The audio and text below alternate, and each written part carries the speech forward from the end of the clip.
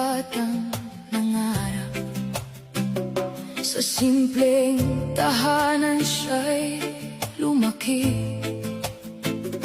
Walang yaman na may pagmamalaki, ngunit pag-asa'y sagana sa kanyang tabi.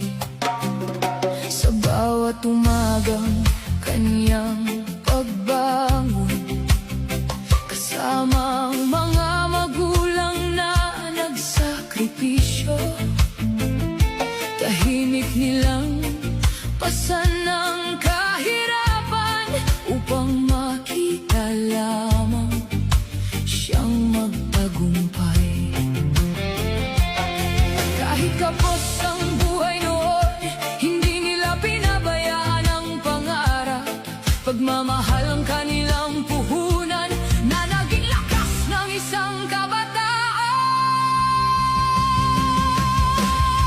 Rene, bituin ng Mindanao, mula sa hirap hanggang tagumpay, pangarap mo'y aming gabay. Mula Calacogon hanggang kalangitan, naririnig pa rin ang iyong pangalan. Hindi ka nawala, hindi ka naglaho, ikaw ay buhay sa puso ng Mindanao.